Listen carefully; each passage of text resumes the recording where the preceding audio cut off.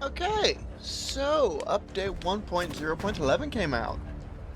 Uh, and apparently they added they went with easy anti-cheat, which I remember in my last update video. I went on a small rant about the the anti-cheat, and it's kind of funny, for lack of a better term, that they go with an anti-cheat system after I ranted about them not going with an anti-cheat system because it makes a lot of people unhappy. Pleased to present with 1.0.11, which brings a number of improvements and changes designed to improve your gameplay experience. In this patch, focuses on strengthening protection against unfair players and improving stability of the network. Okay, and so we have this title card, which we'll get into. This is the first time I've entered the game since the update. But I have looked at the patch notes once before. The most discussed topics has been the issue of cheaters. The fight against unfair play has been ongoing since the very first days of the game's release and continues to this day. That is true. I've seen a lot of people talking about region lock Russia, region lock China. I guess the developers don't want to do that, and I can kind of understand why, but honestly, I don't know. I don't really have I don't really have stake in the shoot. What's the term I'm looking for? I don't. The term that I know is have a dog in this fight, but I don't particularly like that because I like dogs. I don't particularly have a stake in this, is what I'm trying to get at, because I don't play multiplayer. I mean, I can't. Heck, I can. The only multiplayer game I can play is like World of Warships and maybe World of Tanks. The moment you try and shove a strategy game in front of me and tell me, "Oh yeah, there's 5 other people who want to beat you. Have fun!" And if I can't pause, I'm going to get my butt kicked. Just there's no if, ands, or buts. I'm going to lose horribly.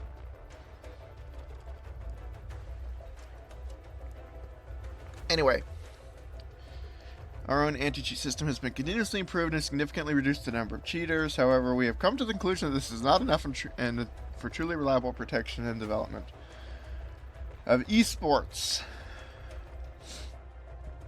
Easy anti-cheat has been added to the game, working in conjunction with our internal cheat detection system, creating a multi-layer barrier against cheating attempts. Huzzah! Multi-layer defenses. Now, when launching Broken Arrow, players will be able to choose the option that fits them. Grant access to all multiplayer features in team-based battles. Grants access to single-player experience only, allowing to play with trainers or mods. Trainers? Unless it's like a type of mod. I don't think I actually had this when I opened the game. So. Huh. We hope that these changes will minimize the use of cheats and prevent unfair play. Victory should be determined by skill, strategy, and teamwork, not by third-party software. Halloween! The most downloaded scenario in the workshop is a mode where you defend against zombies made by joining players. Made by joining player. This scenario uses regular units of the game to represent the zombies. Since Halloween is not far away, we have decided to help with the creation of a real zombie mode by adding zombie units to the game.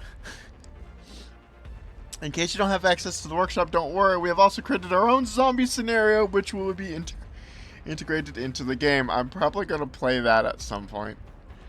It can be played from 1 to 4 player in co-op with a specific visual and sound ambient for the map. And then they list off the group of zombies. You've got your basic zombies, slow-moving zombies, move in direction of your units. Small groups of fast-moving zombies. Yay, World War Z zombies. Zombies that are on fire, generating a smoke trail. Okay. And I'm assuming that when it says they explode in a burst of fire, that basically means that they have a sort of suicide bomber style AoE. Spitters that spit acid at your units, including helicopters. This acid can damage vehicles and ignore buildings cover as well. So can all the other zombies damage vehicles? I mean, I assume the ones that explode can damage vehicles, but can all the other ones damage vehicles as well? A large zombie rushing in your direction of your troops to explode in a burst of fire, blood, and various body parts flying around. Yay! A giant zombie grabbing cars and throwing them at your units. We have law enforcement unloading the magazines of their MP5 into non-compliant zombies. That implies that there's a compliant zombie. Civilians, which we have to rescue, and SUVs, a car to transport civilians. We are pleased to announce that the update introduces support for server-side network architecture. This is important technical improvement that will not have a noticeable impact on gameplay at the moment, but will serve as a solid foundation for future improvements. So yeah, they are basically trying to future-proof it. Transfer more and more elements of the game's logic under server control. This approach will improve the stability of online play, reduce the risk of desynchronization issues that are often mistaken for cheating, even though they are not. It'll also significantly limit the possibilities for actual cheating. Because the problem is that 99% of what the game does is client side, which means on the computer of the actual player and not server side, which is something that the devs control. And all the matchmaking system originally did was to basically just connected the different clients. So if you modified the game files by, I don't know, opening up the unit statistics and adding a 0 here and there to certain values, then the game client would then the thing connecting all the other players would look at that and basically go, okay, well, it's in the game client, so it must be official. But since they're moving things server side, you can't do that anymore. Transition may increase server loads, so our task will be to find the optimal balance between performance, stability, and quality. Work in this direction is already underway. Carefully monitor feedback to ensure a comfortable gaming experience for players. And there's also improvements to a mission editor, which I actually haven't used, honestly.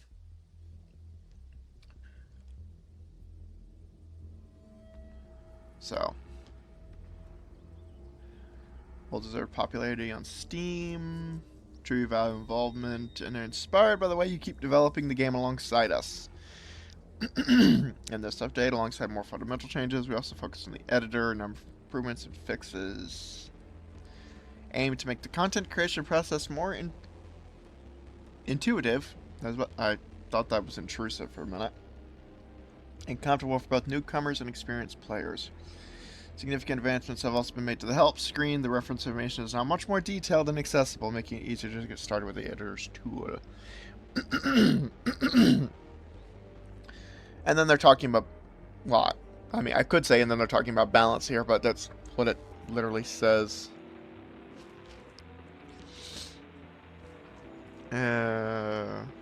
Following conclusions.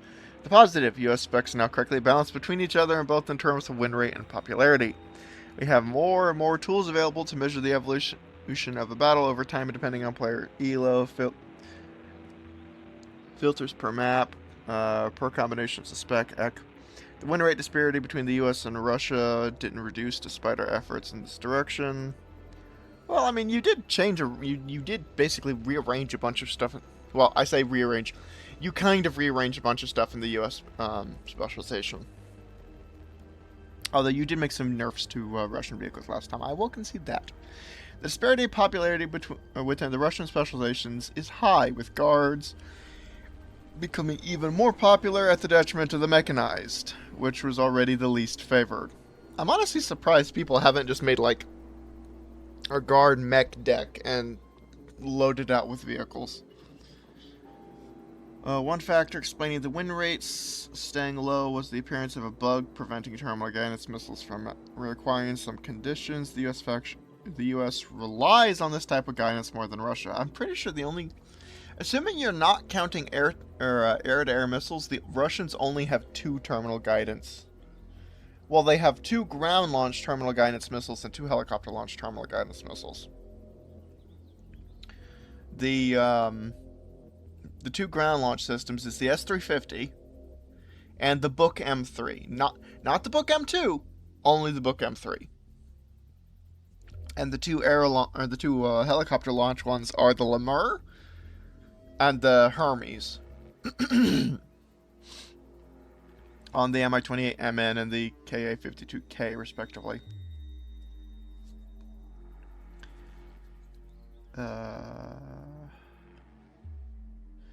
And Javelin missiles with their lower range were particularly affected. I didn't really notice. So, I'm thinking back to my time playing the Baltisk scenario and the refinery scenario. And I don't think I really noticed javelins going weird. I'm not saying they didn't, I'm just saying I didn't notice it. Then again, I'm wondering how much of what I saw, and the videos for those will be up in a couple weeks. I'm probably going to have to split them in 2 parts. The Baltisk one's like 4.5 hours long, and the oil refinery one's like 3.5 hours long. I'm trying to think of how much of what I saw was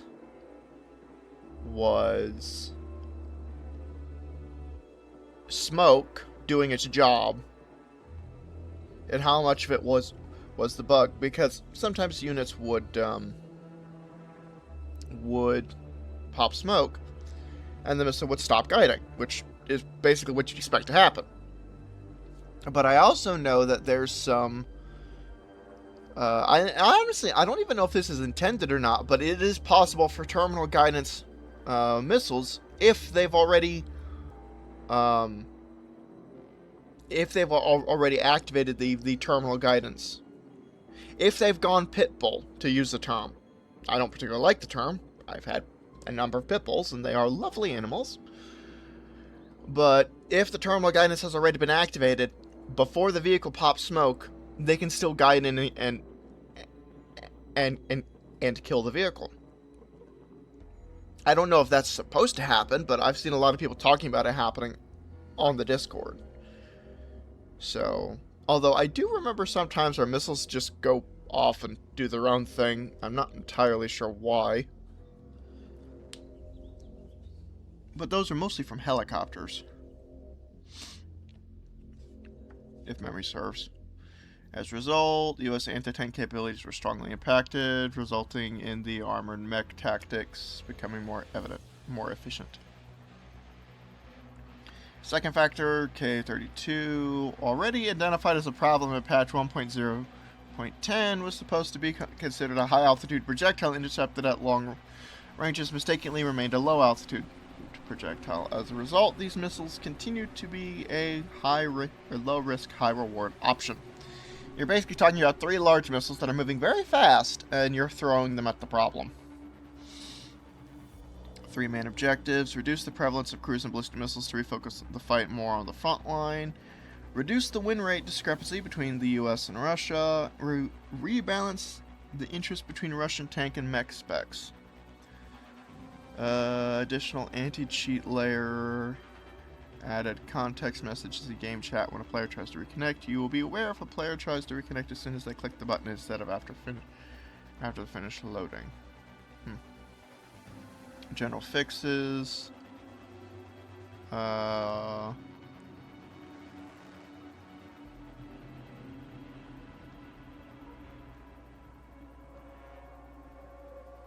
Okay, so I think that's largely multiplayer.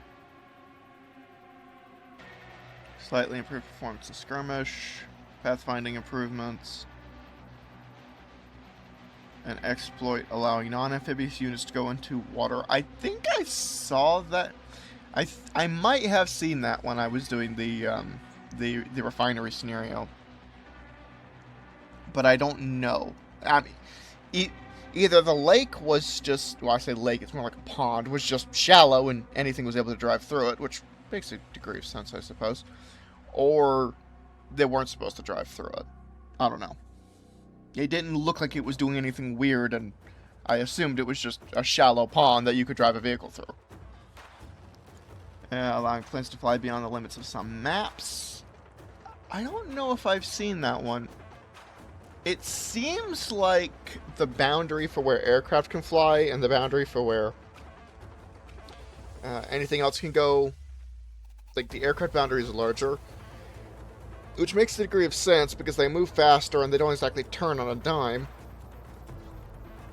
So I'm not sure how much of that I've seen is actually a bug and how much isn't.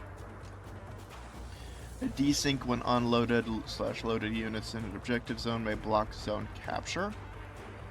Haven't encountered that one. Fixed a desync of radar and hold fire states in some cases. Fixed an issue where SAMs with static radars can move with the radar activated when ordered to resupply. I remember in update 1.0.10 there was a bug where a bug that they fixed where they can move with the radar activated if you recalled them. Well, I would say you recalled them if you refunded them would probably be more accurate. Fix an issue preventing proper reacquiring of terminal guidance. They already explained that. An issue when last vote could decide which map will be played. Okay. When units ghosts blocking mouse clicks. I think I've encountered that. I'm not sure. A plane could be destroyed when trying to attack helicopter while having the afterburner turned on. Oh, gravity, thou art a heartless mistress? The plane would afterburner into the ground. I don't think I've seen that happen. Then again, I don't really have aircraft attack helicopters very often. Fixed unit wrecks always appearing below bridges. Infantry heavy weapons not appearing again after being loaded and then unloaded from a transport. I have not encountered that, I'll have to say. Issue preventing messages from appearing in the chat.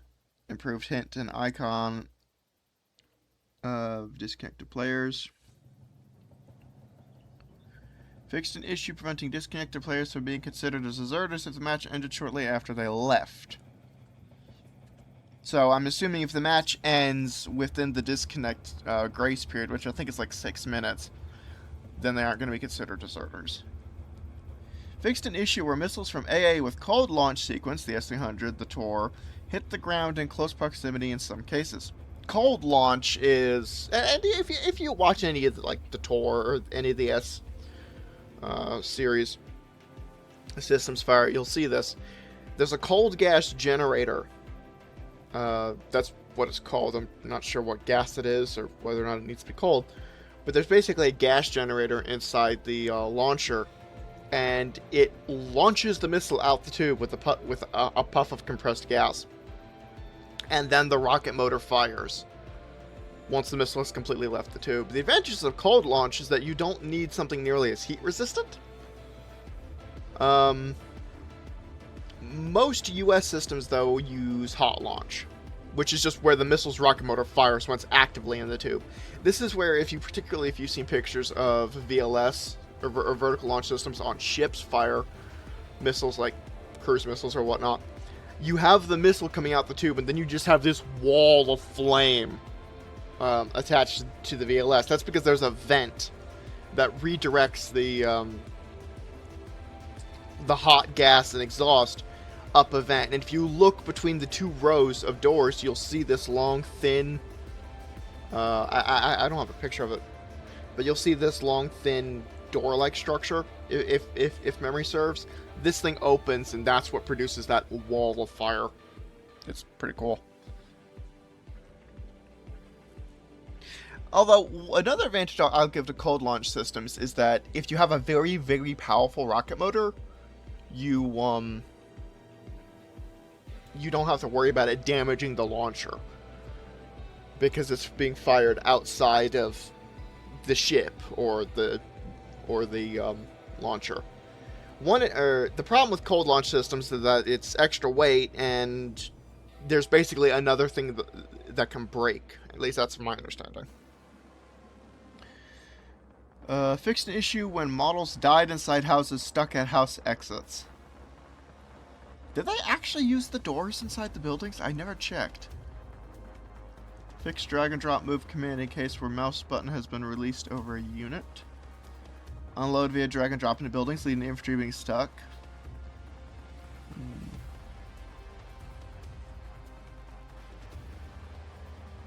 Fixed an issue where units may not capture an objective if there was another hidden objective placed in the same area. Happened in some solo scenarios only. I don't think I've experienced that. UI issues. Fixed hold fire state being removed due to enemy aiming units that weren't visible. So, an enemy unit that is not visible aiming at the target.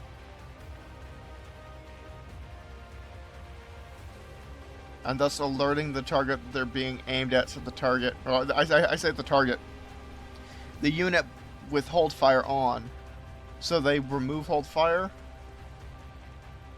I think that's what they're talking about. I'm not sure. Fixed ECM pylons being invisible in some cases. Fixed precision strike visual feedback staying in place if there's not enough ammo for any attack orders. Added the reset to default color option, labels, color settings. Reworked the AH1Z's LODs and camo fixes. I don't think I've noticed anything weird with that. Fixed missing explosion sound for the 105mm cluster. Removed redundant sound. Some pop-up windows, localizations, fixes in PEV scenarios. I don't think I've encountered anything weird, but then again, the only one I've played is the Boltisk. And then there's a bunch of other editor fixes and improvements. I don't use the editor, so I'm just gonna skip through all that. I probably should have skipped through all of these, the general fixes. Balance, which is what we're here for. Reduce the cruise missile spam meta. Ka-32 missiles, now correctly considered high altitude. Missing ammo values doubled when units are refunded. So selling a ballistic missile launcher after shooting will cost you double, for instance. So does that mean that the amount of points you get back is reduced when you have them RTB? Planes are unaffected by this global change and receive individual changes instead. So I think that means that the amount of funding you receive back is reduced. I think. I'm not sure. They honestly, they could make this clearer. Anti-radiation missiles, SLAM-ER cruise missiles, Joint Strike missiles, KH-59s, JASSMs, KH-29s. So I'm guessing all of this is related basically to the plane cost. Because you can't resupply these in normal operations. So I'm guessing all of this is basically like related to the plane cost. And depending on how many missiles you use, you get fewer missile or you get fewer points back when you refund the unit. K-29s, K-32s. Cruise missile launch from planes. Aim time increase from 1 to 3 seconds. This prevents cruise missiles from being fired at the last second to make them impossible to dodge. The aim time is the delay before shooting a salvo of missiles, not the time between two missiles in a salvo. Which is important. That second one is important because if you're trying to overwhelm air defenses, the more things you can throw at it at once, the higher the chance that something is going to get through. KH-59 Mark, or the MK and the MK2. That's not Mark, that's MK. The damage has been reduced. A pair of K-29s fired from Nation 57 was able to destroy any vehicle. This is making use of tanks almost impossible. I know here that they say that on the US side, However, the multiplayer, from my understanding, is basically that you can either go with US versus Russia, or Russia versus Russia, or US versus US. So, then again, I also like to point out that a lot of US tanks don't have a whole bunch of top armor, unlike their Russian counterparts. JSO and the PBK 500, they've upped the damage. Smart cluster bombs are almost never used as a pair, would not even kill an IFV. Anything with 16 hit points with a pair of bombs. The US has more cluster bombs than Russia, so this is also a soft wave to rebalance factions' win rates. Okay. Honestly, the problem I have with something like the JSO is it's a glide bomb, so theoretically the range which you release it should be further, but I haven't done any testing. And now they're reducing the, they're reining in the Guards Tank Brigade specialization. Guards Tank Battalion. It's called Guards Tank Brigade, but for some reason I call it Guards Tank Battalion half the time. All specializations within a nation are linked together as if one of them, so if one of them is overperforming, all the other specs benefit from it. This is the case with the Guards Tank Battalion, which is pulling up the win rate of all the other Russian specs, and as a result, the entire Russian faction, targeting it in particular, will allow to rebalance the two nations, but also to balance inside the Russian nation, or faction, whichever. I don't know why they don't use nations. I guess they're trying to split off from actual politics. And this is by far the most interesting change of the lot. The T-15 moved to the vehicle tab with an availability of 2. Now here's why that's interesting. Guard Tank Battalion. Here's why that's interesting. Because if they move this to the vehicle tab, it can still carry troops, which is one thing I was genuinely curious about. But they're treating it like a vehicle. So this is interesting to me for 2 reasons. Firstly, it means that you can actually put things in a vehicle tab that can carry infantry, because IFVs, or anything that can carry infantry, were assigned to the infantry squadron. So if you have,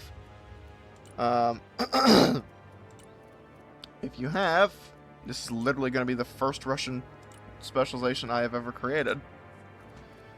If you have infantry, you cannot bring more IFVs than you have the number of infantry.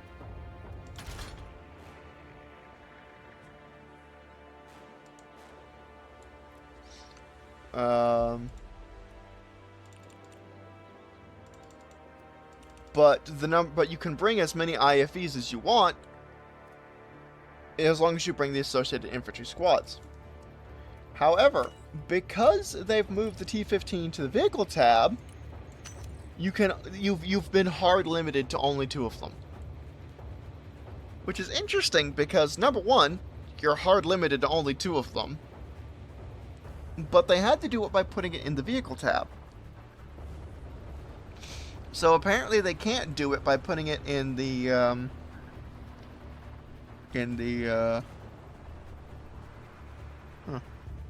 spare track link.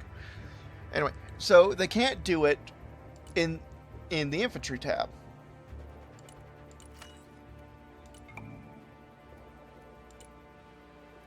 So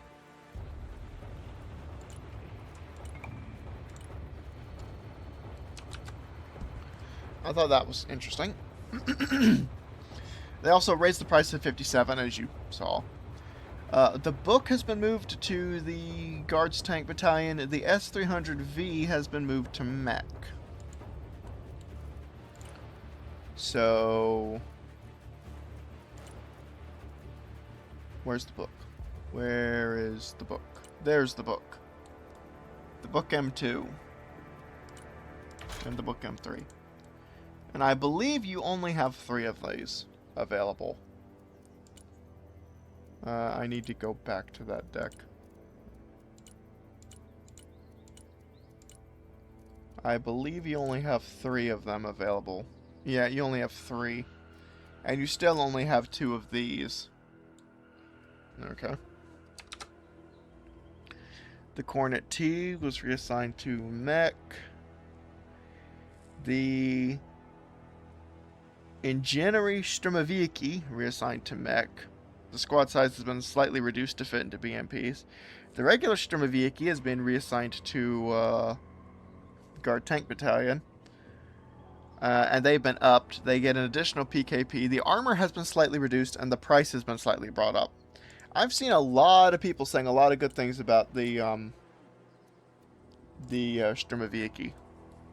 So, although the thing that's kind of interesting to me is that this squad gets flashbangs, and what flashbangs do is they immediately panic any infantry squad in a building when they enter the building. The range is non-existent, and what the only thing they serve is to make room clearing easier. Thermobaric RPG. They also get shotguns. And the regular Sturmoviki gets 2 PKPs and an RPG-7V with a lot of rockets. Near as I can tell, that's basically like a 40mm grenade, just with an RPG-7. And a longer range. That's about it.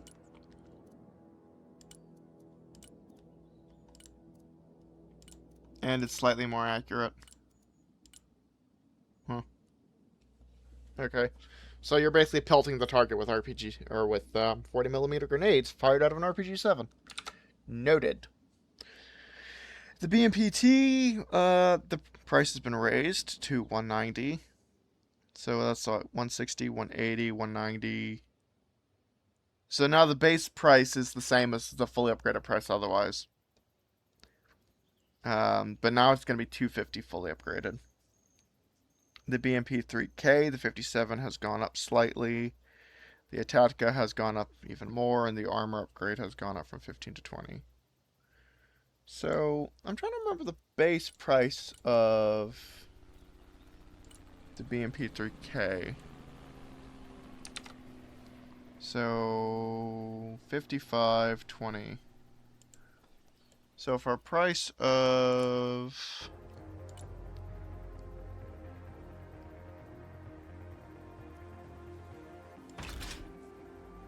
$55, that's 90, so...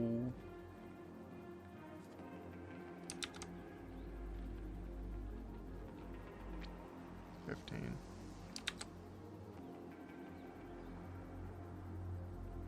$85. So what, 140? I think is what it used to come at. I can't remember. And now, if you want the thing fully kitted out, it comes out to 155. To be fair, it's pretty darn tough when you have it fully kitted out like this, and would make up for a pretty solid infantry support vehicle. So I kind of understand why they made the changes that they made. I mean, you get Itatkas, and you get a actually pretty decent 57mm autocannon. The Krugenants, I think, and the Boomerang. They reduced the number of APS charges. APS option price reduced by 5 points. Interesting, it's reduced by 5 points, not reduced to 5 points. So, let's see. So that's only 30. So if you want to kit it out, it's 150. If memory serves, these things were previously 140 fully kitted out.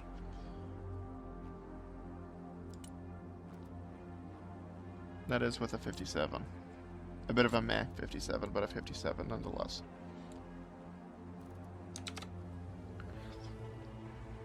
The Apoca module, which is the one with the 57, has gone up by 15 points. And the BMP-3 has gone up by 10 points. Where's the BMP-3? There's the BMP-3. So if you have this thing fully kitted out, it's 130, which is more than a Bradley, except it doesn't have the APS like a Bradley does. To be fair, you do have Cornets, so that's a pretty solid missile system. And you do have the Balat, which I'm still wondering what you'd use the Balat for, but okay. I'm guessing for anti-infantry. I think it's thermobaric. So... although that brings the price down to... yeah, it was 120 before. Improvements to the US. Much more balanced internally. There are not one specialization which is strongly pulling the others up or down, so the buffs applied to the US only aim to improve the win rate. Okay, so they've reduced the minimum range of the Javelin. So...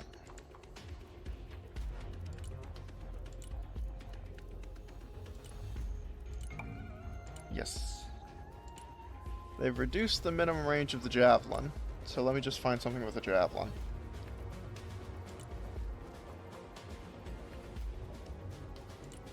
The ESV.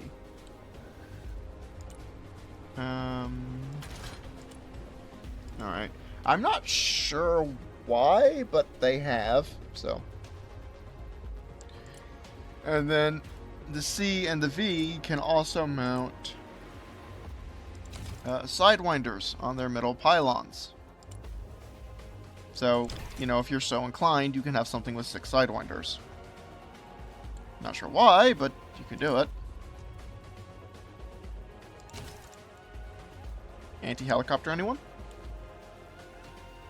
Same thing goes with the V. Laser guided, cluster. They did up the damage.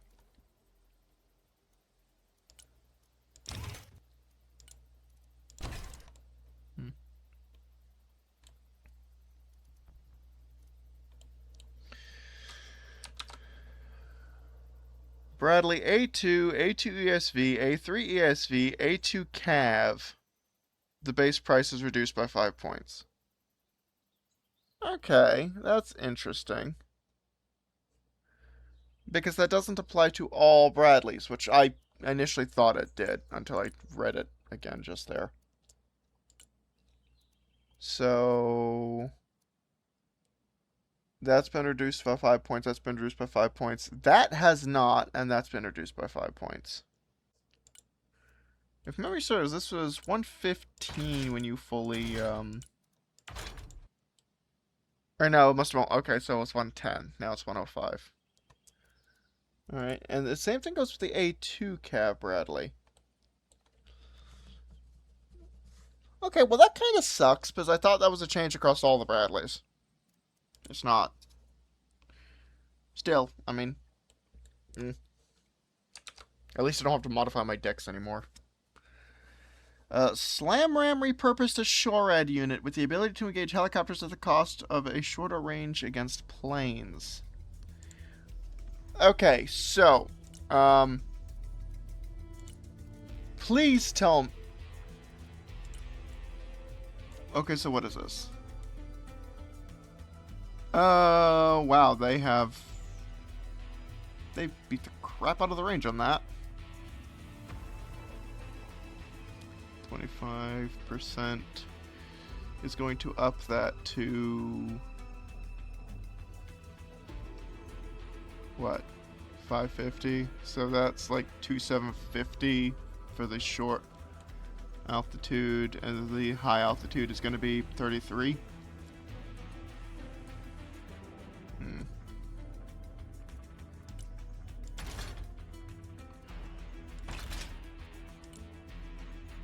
And the AIM-9s.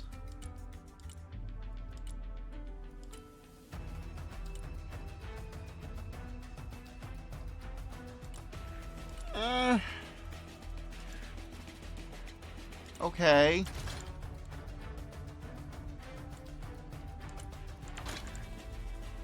I'm honestly not sure how I like that, but okay. I mean, I like that they're paying attention to the Slam Ram. I always felt the Slam Ram was a little bit meh. At the same time, though, they banjaxed the missile range. And okay, I understand why they banjaxed the missile range. Just is really what it is. It's I kind of wish they hadn't done it. At the same time, I'm glad that they've actually paid attention to it.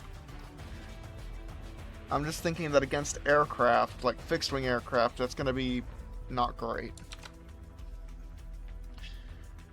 They reduced the price for everything, so...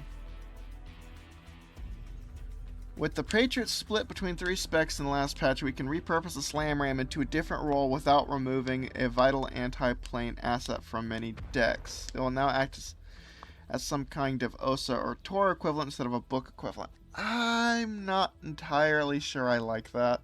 Just to be entirely honest. I'm glad they've done something with it. But I'm not entirely sure I like that. I don't know. Maybe I'm complaining too much. New customization for the Centurion, the C-Ram. With 11 fire and forget missiles and a radar to increase their engagement range, this is another strong buff to US SHORAD. Now, I'd actually seen that on the Patreon. So, what do we have here? We have the C-RAM, as in C-RAM, which stands for Counter Rocket Artillery Mortar. Basically, it's a defensive system that you place on something like a air base, army base, or whatnot. And the idea is that if anyone attacks it with, say, a mortar, artillery, things like that, the gun will literally shoot them out of the sky before they can hit and damage anything. We have an armor package. And, oh wow, that is expensive. And then you have the C-RAM, which is a, this is actually a thing, by the way. You've replaced the M61 Vulcan with an 11-2 box for, RIM-116 rolling airframe missiles. And they appear to have the same stats. Hang on.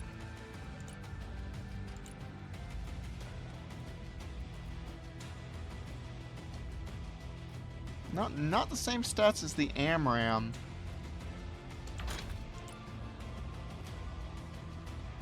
They appear to have the same stats as the,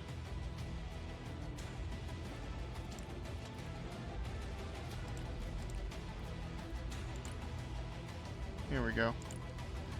The same stats as the AIM-9, range-wise. Although they do slightly more damage. Huh. Okay.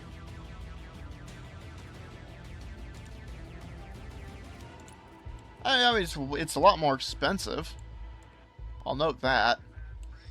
At the same time, the magazine size is 11. You can engage 2 targets at once, so... maybe? Although I'm not entirely sure about the losing the usefulness of having the gun system. Which has a shorter range, yes, but can engage more things. Can it use the... It could fire the RIM-116 on the move.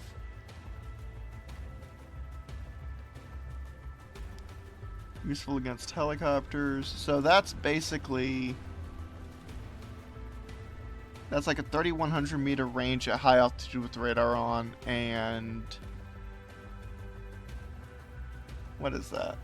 21 plus 2 plus 25% is 26.25, or 2,625 meters at short range. Versus this, which is 2,800 meters at high altitude, and 1,750 meters at low altitude.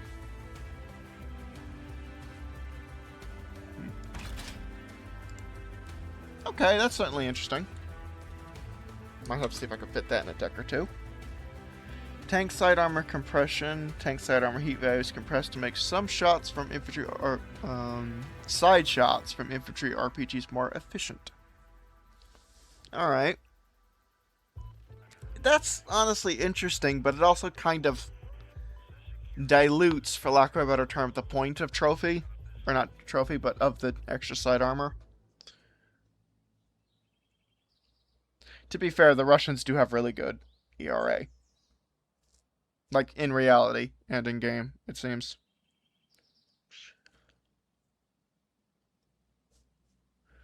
Underused units / customization buffs and various fixes. The Razvedka squad received a PKM, replacing one of their AKM rifles. So, Razvedka, I think, is mech. Yeah. So they get a machine gun.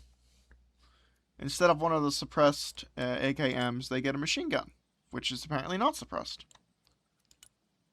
SVD. RPG 26s.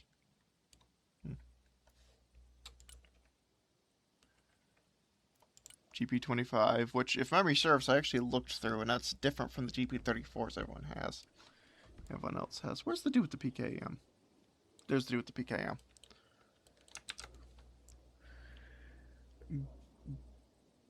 Geinsnit S rate of fire increase. Time between shots reduced from 8 to 10 to 7 to 8. I think that is the 2S5. Yes. That's this thing. So, they made this more efficient.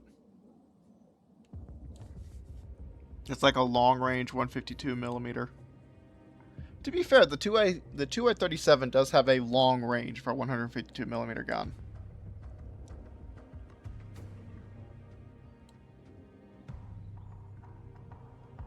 Although, if I'm going to be honest, I'm kind of surprised that the oh,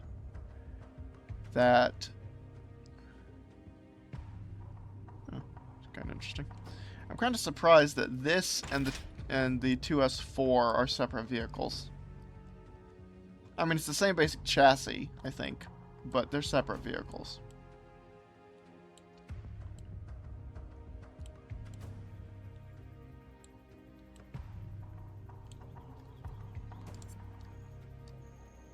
To be fair, it's a very large warhead if it lands on something.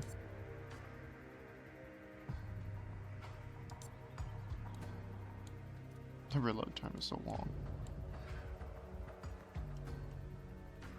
This is actually how the system is reloaded, though. Instead of dropping the mortar bomb down the front of the barrel like with most mortars. I just love that the guy's just riding up here like that. I think it's so funny. The MiG-35 added R-73 option for metal pylons, so basically like what they were doing with the F-16s. Fixed the amount of shotgun shells for force recon from 10 to 100. Did they really only have 10? I mean, it's not going to help now to check, but I don't remember if I highlighted that. But now they have more. I still don't think it's going to change which one you use. I would much prefer the standoff, personally. The KA-52K added gun pod option for inner pylons. If memory serves, that is Coastal. KA-52K now has an option for gun pods on the inner pylons. I'm not sure why you'd want gun pods on the inner pylons, but you now have an option for gun pods on the inner pylons. I suppose if you wanted a cheap fire support helicopter, you could go something like this, although I'd like to point out that 185 points is not exactly cheap.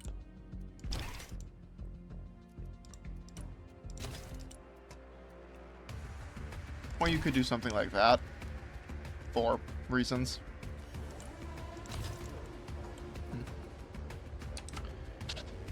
The Russian default deck has been changed from motorized mech to coastal mech. As an experiment, we would like to observe how much this default deck impacts specialization's pick rate and win rates. So I'm assuming that the idea here might be players are looking at the default deck and then thinking, let me make something besides this. Although, if that's the thinking, and I could very much be wrong, but if that's the thinking, you would think that they would have swapped out something aside from mech. So maybe motorized coastal. As an aside, though, let's see what the deck has to offer. The default deck, which I cannot access for some reason. So I have to make a copy of it, and then access the copy. So what do we got? Potentially some redundancy with the air defense systems. I'll note that off the top of my... out of the gate. Small number of recon. PDSS. They are attached to BTR-90 with the Rostark turret. So basically it's just a version of the default with a grenade launcher. And the armor package, which does not actually affect the vehicle's ability to swim, I note.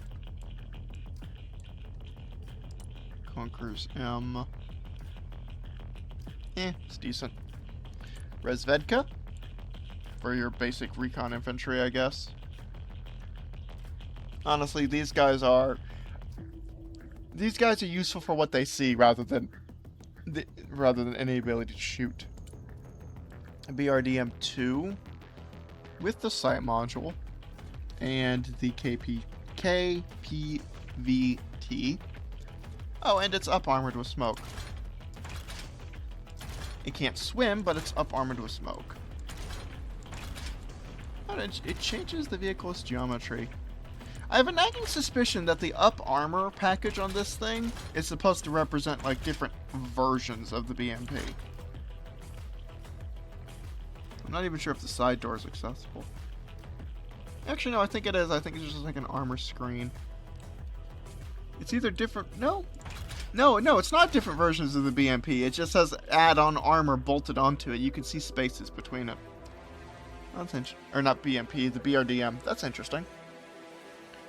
You have extra sensors, but you have the base machine gun. Or you can go with the Cord and AGS.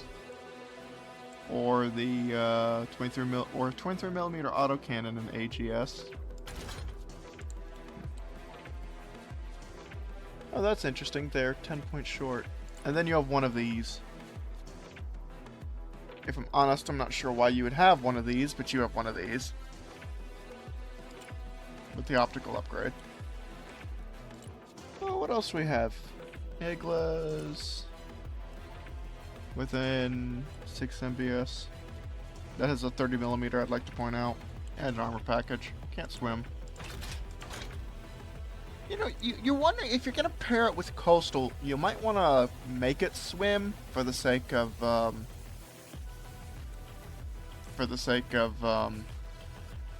interoperability with Coastal. So you can actually use the...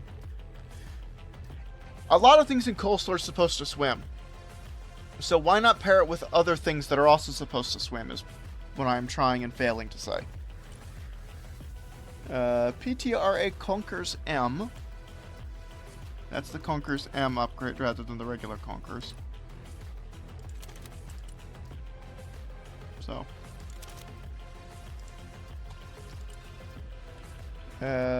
These guys. PKPM. With an AGS 30 and AN 94s.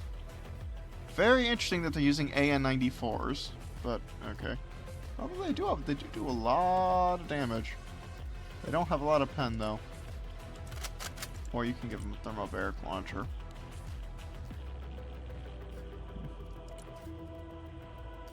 They lose the PKP. I think the way pen works is that it affects how much damage the squad does at range. I'm not sure. And yeah, these guys with a fully upgraded BMP-3M. what's the numbers here? 4 of those and 2 of those. 5 of these. And 3 of these, which are also fully upgraded. Why? I'll never understand why the Russians felt like they wanted to retain the hull-mounted machine guns. I know that you retained them because they're supposed to be used by infantry dismounts who are still inside the vehicle, like before they've dismounted. But it's just it's dumb. I honestly I think it's dumb. RPG 29s with the BMP-2M, which has Cornet and an armor package, and it can still swim with the armor package, all things considered. Okay, so you do at least have some interoperability. These guys, I've seen these guys compared to the like the Russian version of the Ranger Moz team, but honestly, I don't know because I've never actually used the Russians. Incendiary launcher. Damage applied over time. Or you can go with the thermobaric.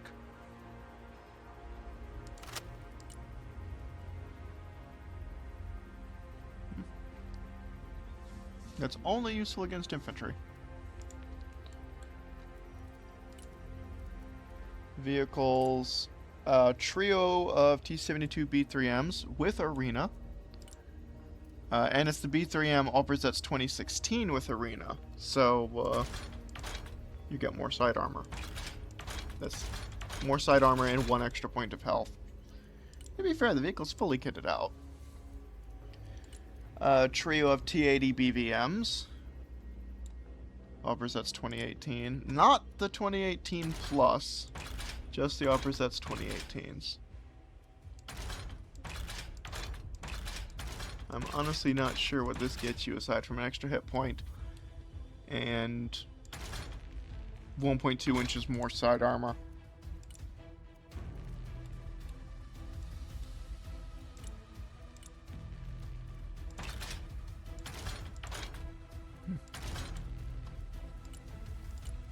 And then you have this thing, and I'm not even going to try and pronounce that, the 9P157. I'm just going to call it the 9P157. Up armored, it can swim, and it's got... Nope, not even trying to pronounce that. Missiles per target, multi-target. You only have 2 missiles. So, you have 2 missiles per target or multi-targets. And multi-target too. Does that mean that it engages... It fires 2 missiles at 1 target, unless there's 2 targets, then it fires 2 missiles at each target? Or does it always fire 2 missiles at each target? Or is it smart enough to realize that I can't destroy that with 1 missile? So it fires 2 missiles at the target, even if there is a second target, but otherwise it's complicated and not entirely clear. Cornet T. And then you have the thermobaric version. I don't know. It's not entirely clear, but I don't suppose it's that big of a deal.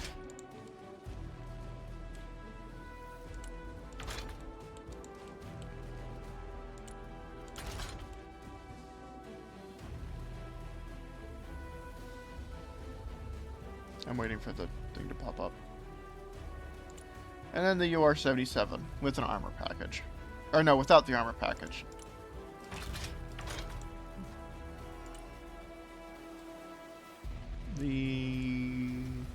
With a 14.5. This thing.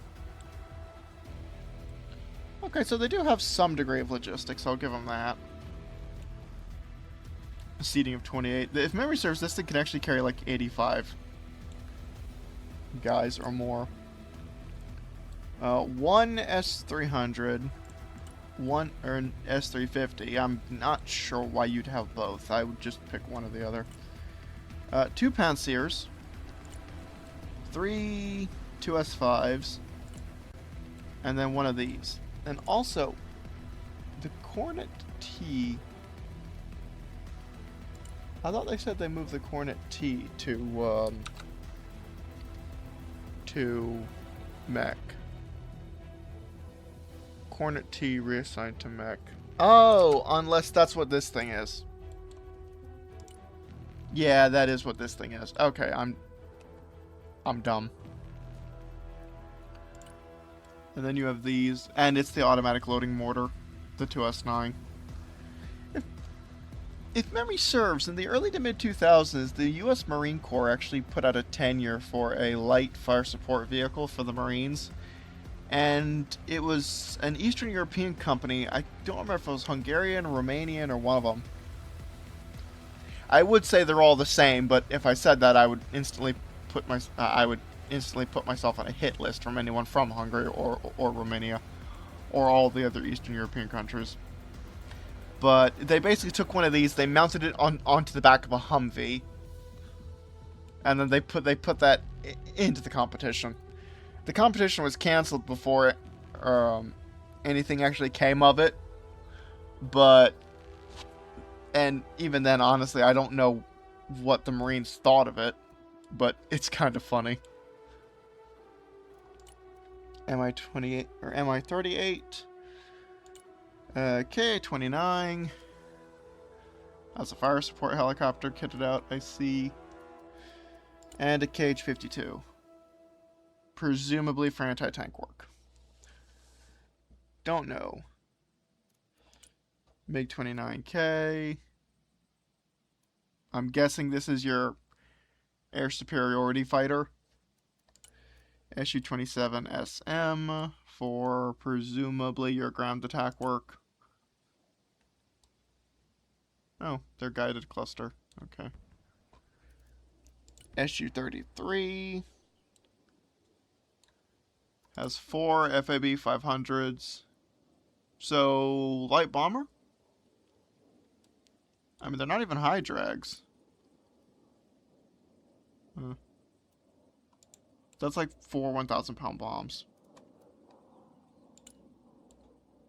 Ground attack plane with some anti-radiation missiles and some Su-20 or some S-25s.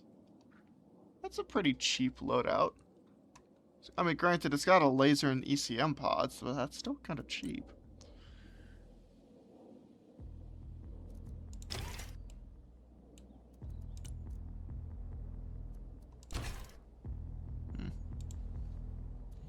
And a Tu-22M3 with the KH-32s. Anyway, I looked over that one. I probably should have done that off camera. Anyway. We sincerely appreciate your engagement and feedback, and thanks to you that Broken Arrow keeps getting better. With every update, we hope these improvements will bring you joy and deliver even more exciting gameplay moments. And they have a video, which I'm not gonna play it, but... So yeah, that was all very interesting. I liked that. And, honestly, I'm surprised they didn't change the 50 caliber miniguns the same way they changed the 7.62 millimeter miniguns. I predicted they were going to do that in my last video, and I was wrong. So that's kind of interesting. Unless they actually intend to have them separate. I don't know. Okay, so just as a quick follow-on, I'm thinking about what they've did with the Slam Ram and the Centurion. And you've also have the MML. So, I'm wondering if the MML sort of power creeps the CRAM. I mean, sure, the CRAM does slightly more damage, but the MML has 4 more missiles, and it also has radar. Now, the CRAM can fire on the move, but I'm not entirely sure why I take the CRAM when the MML exists with the AIM-9s. Although I suppose if you want to, you could take both. But the other options are kind of underwhelming. I mean, sure, if you want something akin to a tank destroyer, you could probably take the MML with the Hellfires, but I don't know. Or you could take the MML with the Stingers, but the Stingers can't track missiles, and their range isn't great. Now, if it fired 2 missiles at a target, that would be interesting, but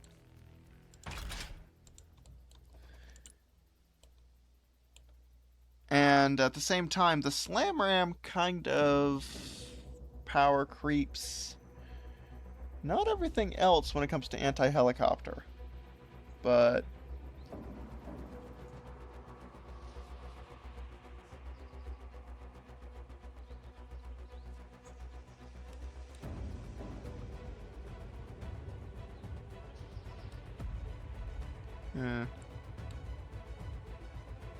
one thing I was kind of expecting them to do was to change the armor values on the different helicopters. Because for some reason the US has I honestly was expecting these armor values to go up for the these two to go up to 20, and the armor values on these to go down to 20. Is that the same for coastal? Yeah. Because for some reason some Russian attack helicopters are surprisingly tough. And I'm not saying they aren't tough, I don't know of any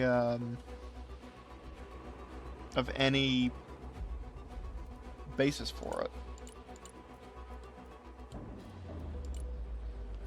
Anyway. So I kind of wish with Slam Ram that what they did is you have an option of, well, then again, the upgrade architecture might be a little bit limiting. The alternative would be have an option for AIM-120s. You have two options. You basically have two options for everything. One for short-range air defense and the one for HIMAD. I don't know.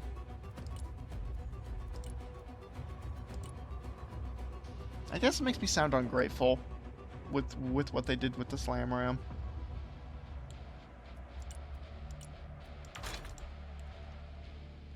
I mean, I'm not. I don't want to. I just, again, I am a little bit confused.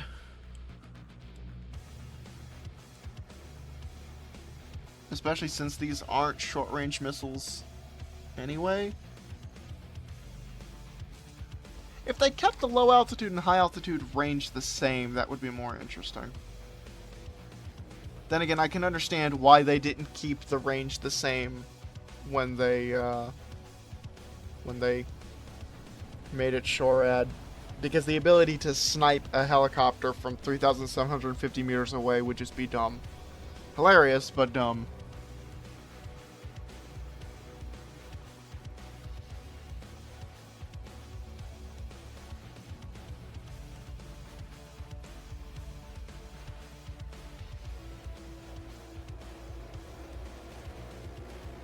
Although, to be fair, 2,750. What's the OSA? 2,100, 2,200. So yeah, that's 2,750 as well. Where is Tunguska? 2,500, 2,650. Is that right? No, that's 2,625. And that's going to be up to 3,000 meters from the ground. Okay. For a second, I was wondering if the range on the Slam Ram is the highest short-range air defense. range in the game, but it's not. The Russians do have things with similar range. Or that has the same range as the Slam Ram.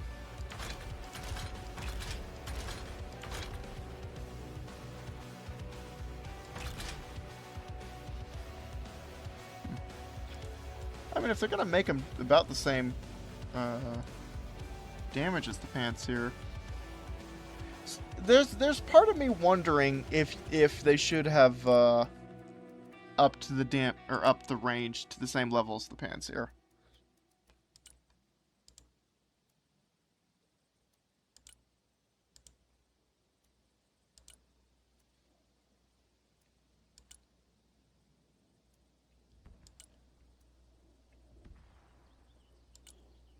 Because it still seems better. I mean, granted, Panzer has a slightly larger blast radius. 15, 30, 160. Where's the aircraft? Give me an EX. 16, 30, 80. So yeah, it's different stats at that point. So they did change up the stats. I can't remember the stats for the base one. Anyway, just aside over.